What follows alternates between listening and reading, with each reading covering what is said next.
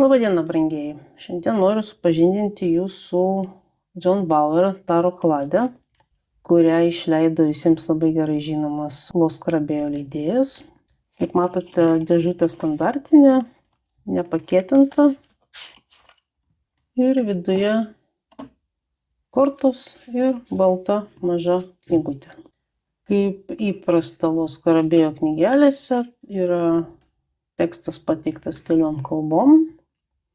Daugiausia žinoma dėmesio yra skiriama anglų kalba. Ir čia trumpai apie patį John Bauerį, tada kortų reikšmės ir galiausiai, kiek aš žinau, kaip tas kortas naudoti. Jokių dėlionių pavyzdžių, jokių kažkokių patarimų, tiesiog trumpai ir aiškiai. Reikšmės, kaip matote, keli sakiniai, tai yra tiesiog simboliškai apie tai, kas toje kortoje pavaizduota ir tada reikšmė. Reikšmė, kaip matote, irgi tiesiog keliais žodžiais, keliais sakiniais. Didesnę dalį užima anglų kalba ir, kaip ir minėjau, dar yra italų, ispanų, prancūzų ir portugalų.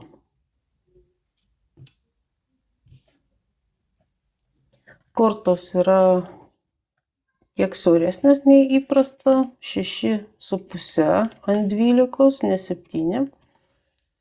Ir čia matote nugarėlę. Popierius standartinis, nieko labai ypatingo. Kaip pamatysite vėliau, didieji ir mažieji arkanai ant kortų neturi pavadinimų, yra tik tai skaičius ir mostis. Na ir tiesiog nieko labai nelaukiant, siūlau pasižiūrėti visas kortas, o vėliau aš esu atrinkusi 3 kortas, apie kurias aš norėčiau pakalbėti truputį giliau, tai siūlau tiesiog pasilikti su manimi iki paties galo.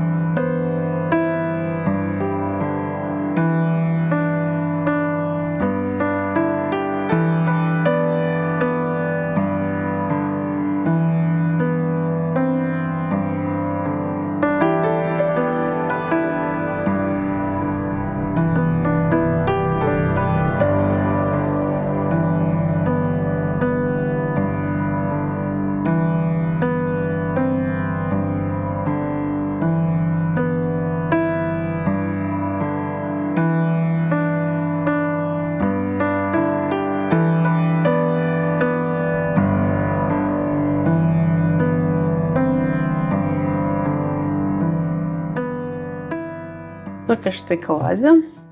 Ir kaip ir minėjau, aš norėčiau truputėlį plačiau jums papasakoti apie 3 mano šiuo atveju šiam kartui atrinktas kortas. Šita kaladė yra iš esmės sukurta remiantis John Bauerio paveikslais, iliustracijomis, kurios buvo skirtos iliustruoti švedų pasakų knygas.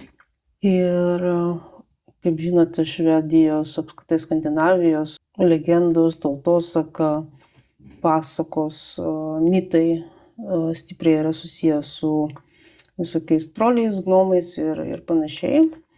Tai ir čia neišimtis. Ir kaip ir minėjau, noriu truputėlį papasakoti jums. Štai čia yra imperatorius. Didelis trolis palinkęs virš mažos mergaitės, kuri rankoje laiko iškėlusi karūną. O aplinkui susirinkę tokie kaip ir, nežinau, čia matot, sutvėrimai įvairūs, kurie tam troliui kasė auksą ir kitas kaip ir brangenybės. O mergaitė tai našlaitė Daga, kuri miške daug mėnesių ieškojo savo dingusio brolio. Karūna jos rankoje tai yra miške sutikto princo dovana, kurią ji kaip ir atiduoda troliui, kad tas išlaisvintų užburtą Dagos brolį. Pasakos pabaiga iš esmės yra laiminga. Daga grįžta su broliu namo, kur ją po kažkurio laiko suranda ir princas. Jie susituokia, gyvena ilgai laimingai. Na, o pasakos moralas, kad tik drąsiausi, ištvermingiausi gali turėti viską. Šiaip pasakoje ten daugiau visokių smulkmenų yra, bet iš esmės kaip ir atitinka tą mums pažįstamą imperatorių, kuris yra griežtas, kartais žiaurus, nenuspėjamas, bet jeigu jisai kažką tai pažada, jisai ištesi. Tai va šitoj kortoj kartu ir persipina ir baisus griežtas imperatorius, trolis ir mergaitė, kuri savo užsispyrimo, vidinės stiprybės dėka pasiekė tai, kad jos brolis būtų išlaisvintas ir grįžtų kartu su ja namo. Ir tuo pačiu pakeliui, kaip ir jis sutiko savo gyvenimo laimę ir meilę.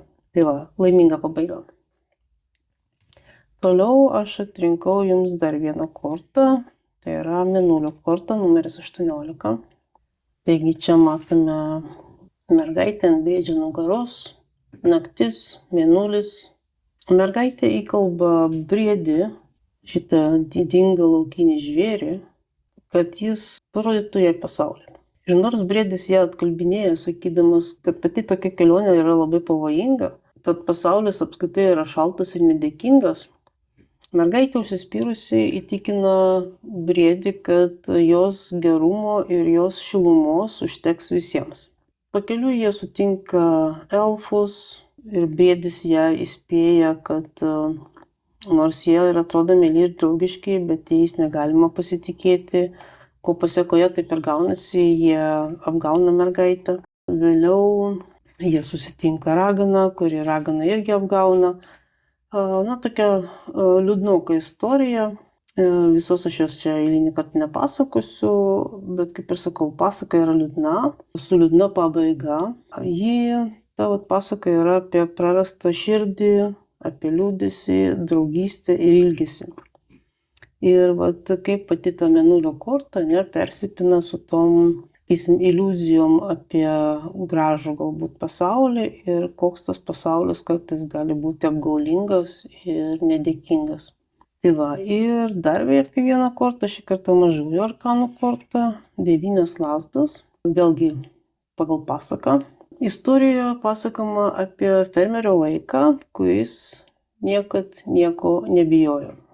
Kodėl nebijojo? Nes turėjo tokią didelę ir gerą širdį, kad net baisiausias gyvūnas, baisiausias laukinis žvėris visiškai neturėjo jokios priežasties jo nuskriausti. Ir taip jau gavosi, kad berniuko vardas Mise ir šitas vaikas išėjo ieškoti trolio pavogtos karvės. Ir eidamas mišku, pamatė ant balos krašto savo žilus plaukus šukuojančią raganą kuri šoko žemyn nuo tos uolos norėdama berniuką pagauti, tačiau jos plaukai įsipainiojo medžio šakose ir ji liko kabėti pirštų galais beveik siekdama žemę, tačiau negalinti išsivaduoti. Kitas būtų pasijuokęs, kad taip jai reikia, bet Nisė nutarė jai pagelbėti ir išvaduoti iš medžio šakų. Būtent šioje kortoje matome, kaip ragana atsidėkoja berniukui ir duoda stebuklingą žolę, kurios dėka berniukas galės suprasti bet kokio gyvio, bet kokio padaro kalbą. Tai vėlgi neseksiu šitos pasakos, nes irgi pakankamai ilga. Berniukas susitinka ir ne tik raganą, bet ir trolį. Pas mane nepasakosiu šitos pasakos, bet esmė ta, kad pakeliui jisai susitinka ir keletą kitų miško gyventojų. Ir moralas turbūt yra tas, kad savo gerumo dėka jis susidraugavo su tom sutiktom miško pabaisom, kurios ir padėjo jam įveikti tą didelį baisų trolį, katras pavogė karvę. Ir būtent tų naujų įgytų draugų dėka jis tą karvę ir atgavo. Kaip jau turbūt supratot, aš ir minėjau, kad Kaladė sukurta yra remiantis Džono Bauerio iliustruotų pasakų paveikslėliais. Ir Kaladė tikrai ne pradedantiesiems. Jinai galbūt kažkiek yra to bendro su mums labai gerai žinoma RVS sistema, su ta tradicinė sistema, bet iš esmės tai nėra Rider Waite pagrindų sukurta Kaladė, tai daugiau tokia pasakų motyvais, moralais tų pasakų. Ir iš esmės tai Kaladė tiems, kurie mėgsta gilintis ne tik į tradicinės taro reikšmės, bet ir ieškoti kažkokių papildomų šaltinių, kaip ir sakiau, šiuo atveju švedų pasakos. Vienos vertimą į anglų kalbą aš radau, kita tik tai švedų kalba. Ir kaip suprantu, būtent šitie paveiksliukai yra panaudoti iš tų dviejų knygų. Labai tikiuosi, kad jums patiko ne tik Kaladė, bet ir mano pasakojimas. Šį kartą tiek, aš atsisveikinu su jumis iki kitų pasimatymų.